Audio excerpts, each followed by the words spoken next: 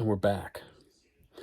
So as I was explaining in last week's video, the making of trash. Now, not all songs were made drunk and stoned. Don't do that at home, kids. So here's a song from the Smack album. I'm not sure if you can see this title from there, but it says Dizzy Face, which was a working name we had at the time. Number 5, Flutterby. Okay. So Flutterby Bullet is one of the songs on the Smack album. It actually doesn't have any singing on it, but what it does have is it has the poetry of the very great and talented poet, lyricist, and writer Gabrielle Roddy from the infamous Toronto band Brass Bikini.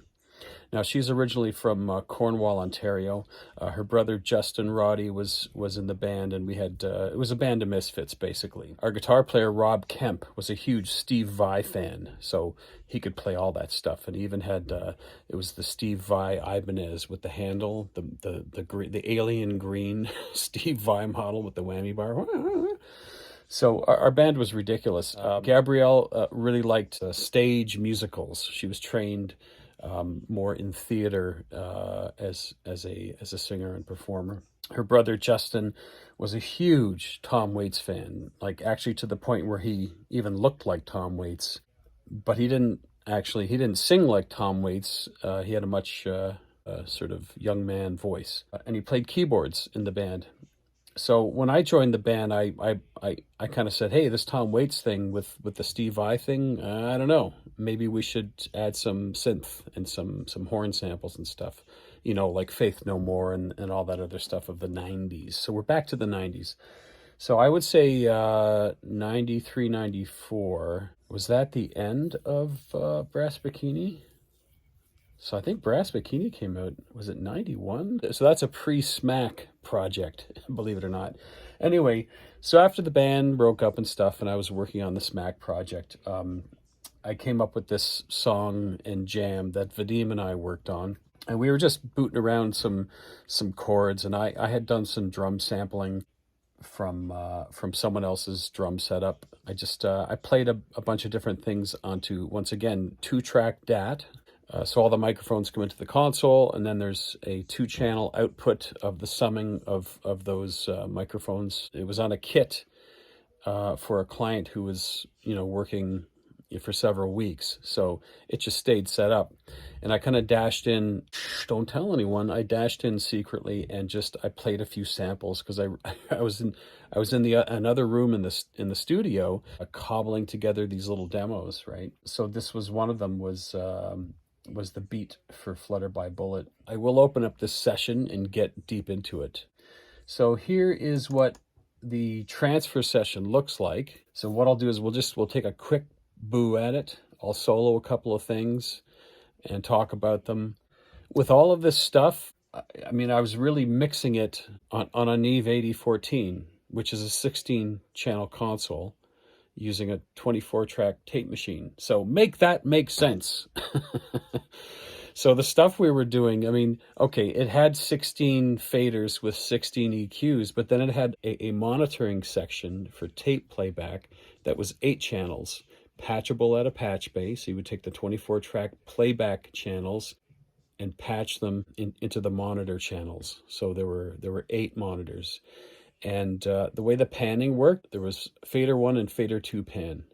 So you could press 1 and it would be left. You could press 2 on its own and it would be right. And if you press 1 and 2, then the signal would appear in mono, in the left and the right of the main output. So that's kind of how that worked. Here we are. We're looking at these crazy tracks. And what do we have here? Okay, so we see these chunks of audio. Let's go in. Zooming in here. Okay, so we have, let me see here. James has it set up differently. So I want to see the I/O. Okay, so there's the I/O. It's going to output 1 and 2. So if I solo anything, we should hear it right away. And there you go. That's the raw beat for Flutterby Bullet. So this is how I started. So what I did was I loaded the basic beat into my sampler, and then I mapped out a playback.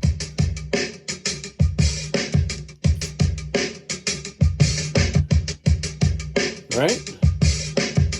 So I have a couple of little chop ups plus the main beat. And just with triggering, right? I was kind of doing that. Now here, that's two notes at the same time. You hear the phase flip? That's how inaccurate MIDI was at that time. And then each time it re-triggers, there's a new phase. New phase. I don't know if you can hear it on this. You should be able to hear it. Right? Now that's one pitch slightly down, so it does a phase shift. So right now it's two notes playing the same sample, and they're just slightly off timing.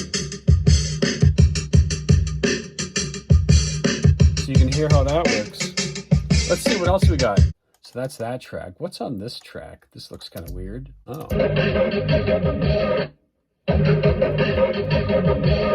Okay, here's a thing that I would do for efficiency.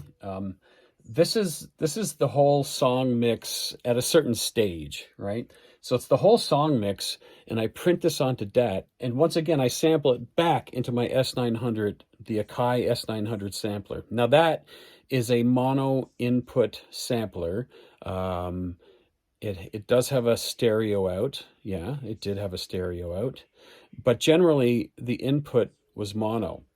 And you could only sample for up to 9 seconds in mono at the highest resolution, which I think was 44.1 and 16-bit.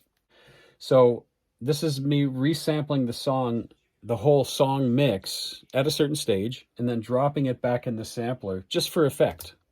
So this is on the outro.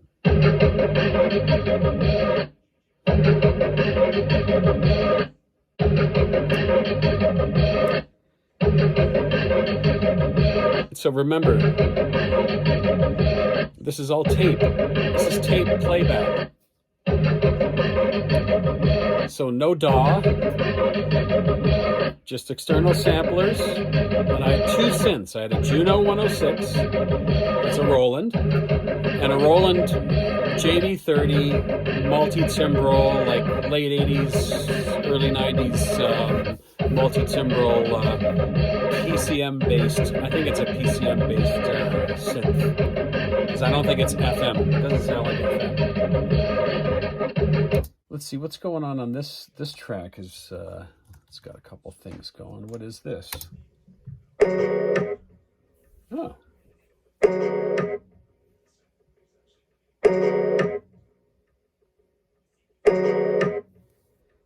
Okay, I'm going to sample. Sorry, I'm going to solo the one beside it to see what they're doing. There you go. Okay, what these are, because I played an acoustic. I played an acoustic track, not an acoustic, but like on a nylon guitar.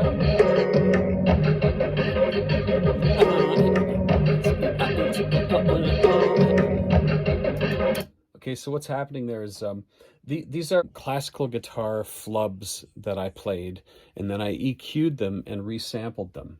So that's what those two elements are. Okay, so there's a left side one and a right side one. I think that's how I mix it. We'll see how I mix it when I remix it.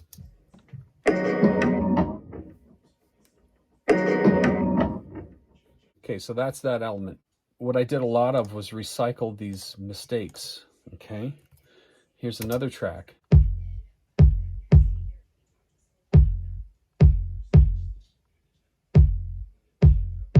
That's my kick drum. Let's blend it with my sample beat. Here it comes.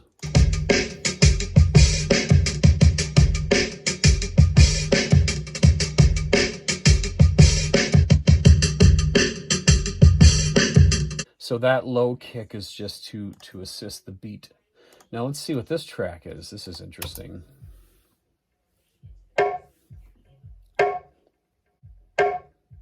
Okay, so that was a we had a pair of bongos hanging around. So I think this next track here is going to be the other bongo take that sort of blends. Let's see what it is. That's right.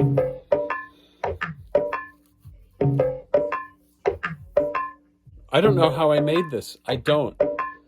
But I used to make these little percussion tables, or like a percussion on the floor situation, and just stick one mic down, usually a 57 or the 87, whatever was kind of handy. And I would just play random stuff onto the DAT, and then I'll resample them onto the S900. So then we hear these blending here. So that's a bongo hit. And the other one's like a kind of a mucked up and modulated set of percussion. Okay, so let's see this sort of pinkish purple track. Let's see what that is. So that's Vadim. Okay, so that little screech, it's just some artifact that I caught, and I just stuck it in the sampler. Now this other thing, here it comes. That's just Vadim wanting to do like a kind of exotic. Okay, let's go to the next track, see what that is. I haven't listened to these tapes alone like this in such a long time. This is so fucking cool. Ah. That's like a modulated version of that Madonna bass sound from, what was it? Erotica? I think it was Erotica. Don't, don't, don't, don't, don't, don't, don't, don't, don't, don't. And that bass line just goes and goes and goes throughout. Okay, next track. What is this? Okay. Here it is. This is the gated synth, which I did in stereo. So the computer's playing these synth chords that Vadim had. And we just planned out how he was going to play it, and, you know. So once we had all his MIDI notes in the computer, I cleaned them up, quantized them most likely, which wouldn't matter in those days because the quantize was so inaccurate on Performer at this time. Don't forget, this is 92, 93 Performer. Okay, so that's the Juno 106, a synth patch with a filter.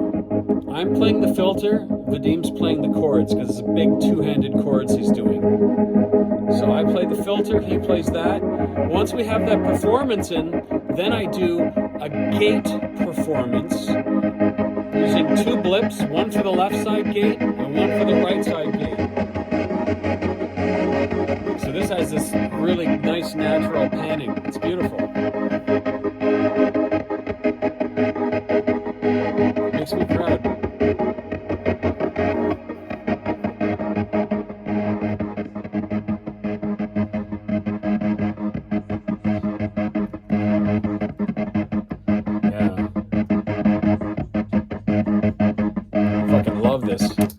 On the next track we have, what do we have here?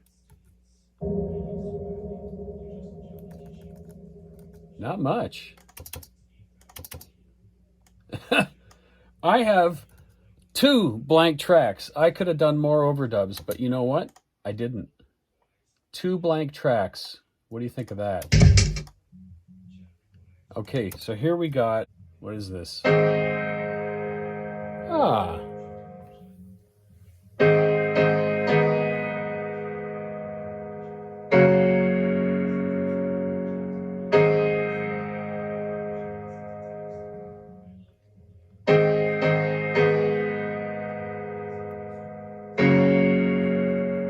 Now I think that's a JV30 piano, but it's possible that there was an M1 visiting at the time, a Korg M1. It's not bad. That's not a bad piano sound. So that's just played in and gently quantized. Just take out like any bad note that Vadim might have hit. So he played all that stuff. Now here's the main, this is the main inspiration track, okay? This I played to that original sampled beat that I played earlier, right? That double time. So I played that along to this, probably with headphones on. Maybe not though. Let's listen.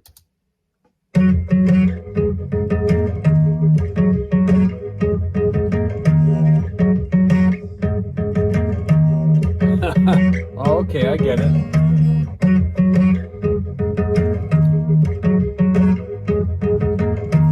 So this is a classical slash very cheap Yamaha nylon string guitar that my mother gave me. It was actually hers, and I just kind of took it over. She already had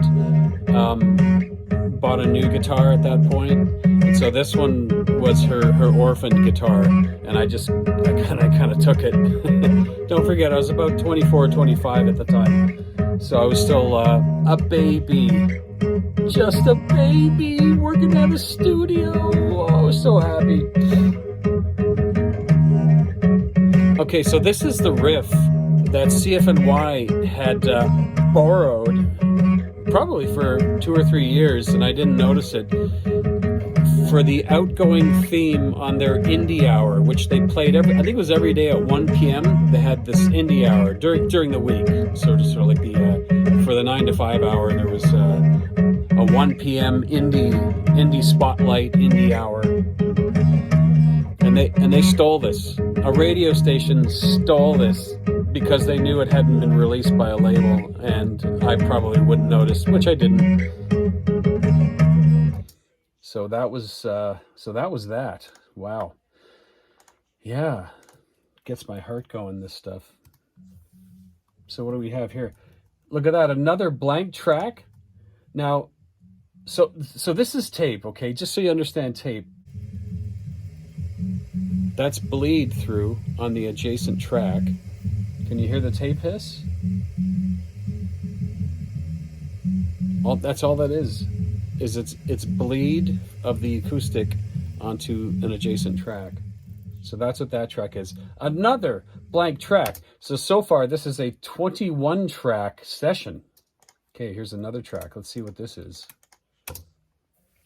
Okay. Oh! Let's keep this simple, stupid. There's Gab.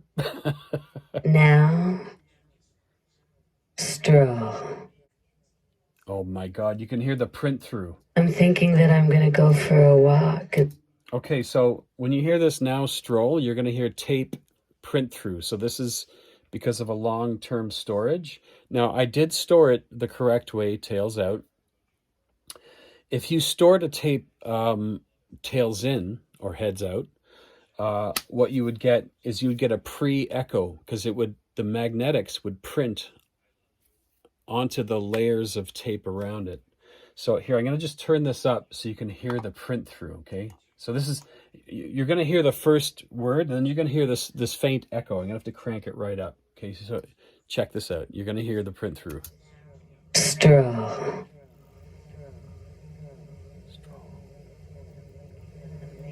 I'm thinking. Isn't that wild? Oh, I love it.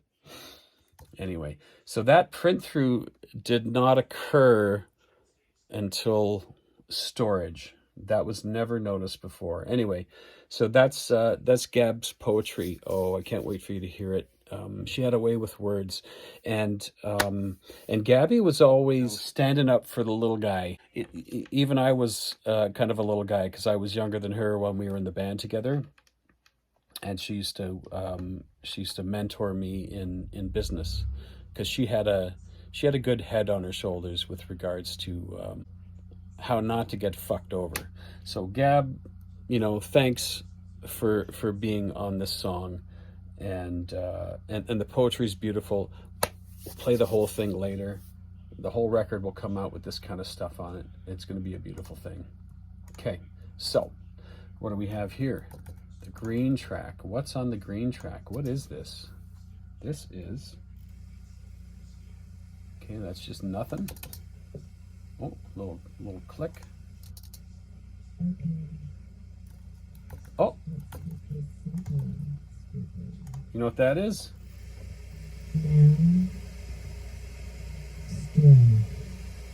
That's the bleed onto the adjacent track once again of Gabrielle's vocal. Now there's a little something here. I'm going to see what this is. There's the little blob right here, okay? 903.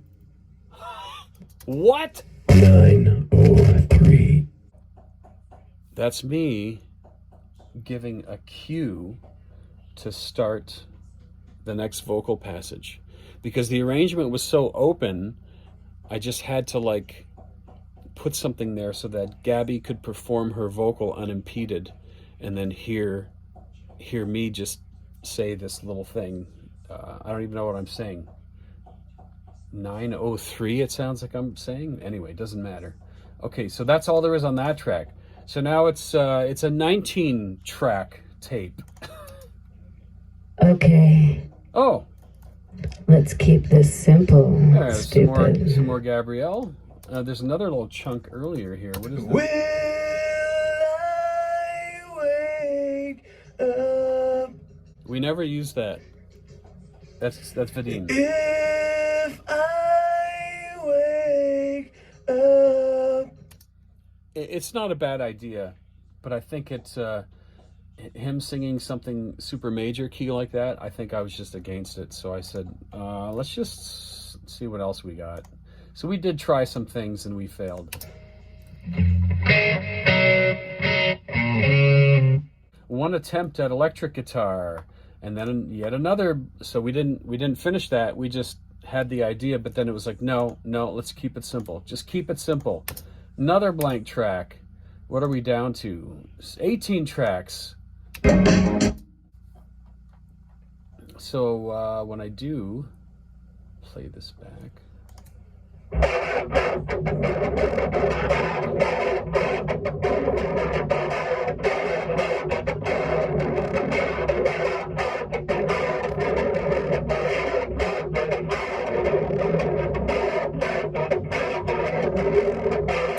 Okay, just so you know what this is, I took an electric guitar, used the DI, cranked the input until it was just distorting to the tape machine, set the fader level to a reasonable level because you can see it still has bumps. Otherwise, this would be a square wave. And that's me improvising some jammy stuff with a guitar tuned like totally down to nothing.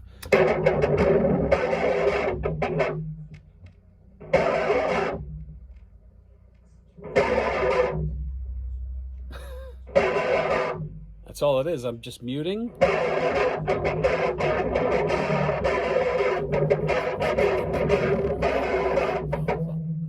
Ooh. That's kind of nice. Oh.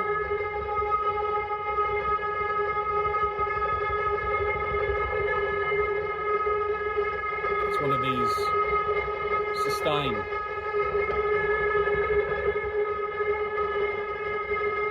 Sustain, that's all it is.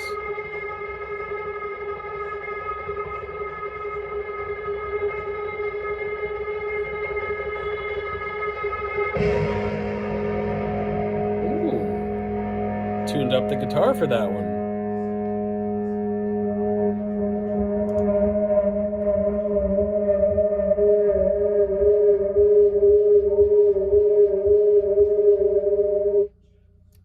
My God. There we go.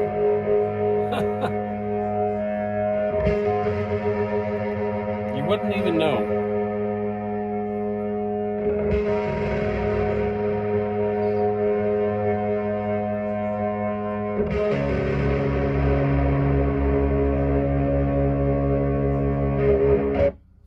Wow. Huh. And that's it. There's almost nothing else. Look at that. Another blank track right here.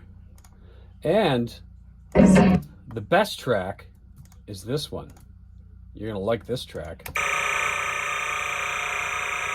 Society of Motion Picture and Television Engineers. That is a SMPTE tone. And that's used to guide your DAW, or even a VHS, or a Super Beta, or a Beta machine, or a 3/4. So that code is actually counting numerically. And it's practically saying exactly where it is within 30 frames of a second. So that's 30 pulses per second. That it has a very distinct, if you listen carefully to these, it has a very distinct, because here, listen to it at half speed.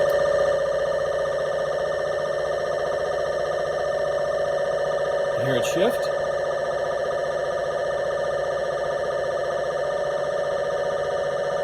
So that's telling the reader where it is, so that all the synchronizing of various machines and computers, they know where they are.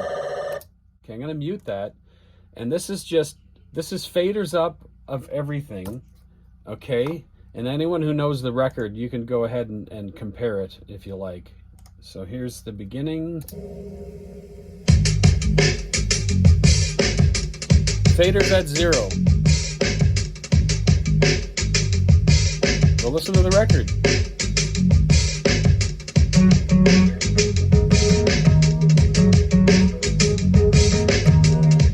Faders at 0.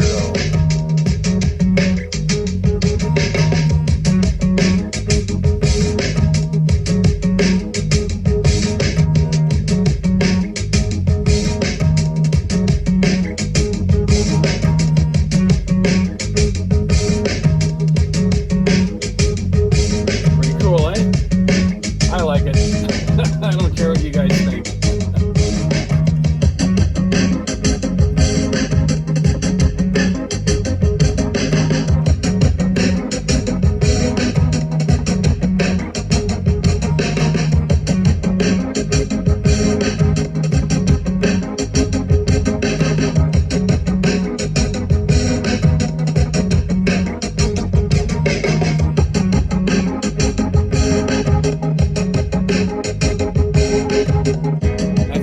Part we didn't use. That's the piano.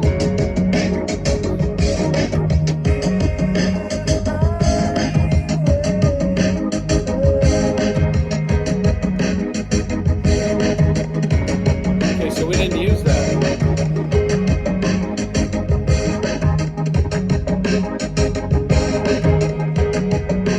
It was just carefully recorded this way.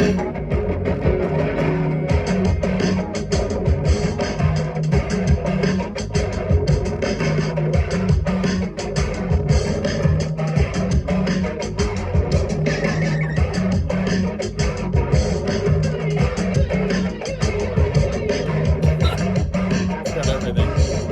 17 tracks. If that.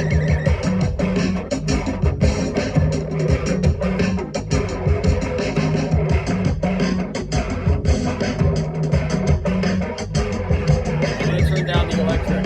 This guy.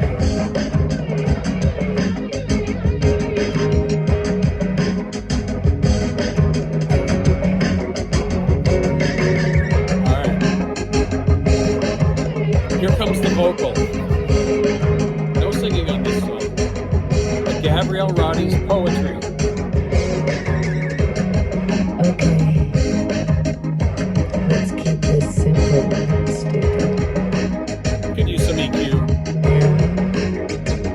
Now, stroll. Okay, let's keep this simple. Now, stroll. Just go for a walk. And I'm gonna go for a walk, and so I do. And walk up the street right into a zoo of people. Do I really live here? So many people, so little time. And I see a small child, so beautiful to me, a big, big smile, and she's crying. And I'm saying to her, why are you crying? And she says, because I am so different. And nobody smiles back at me. Nobody smiles back. And I said, I'm smiling at you, baby. And she laughed. I felt better after that, so I walked a little well. Now, she she did improvise this. I hate to say it. I just said, go, Gab. I said, start here, and then I'll wave at you when you should start to chill out. So right here she says, so I walked a little, whale, and we decided that she said I walked a little whale. I felt better after that, so I walked a little well.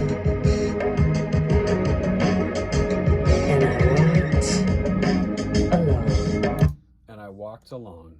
And this is really just about letting things go and meditating on your problems, really. I had a thought. If it wasn't me, it was probably you. But if it wasn't you,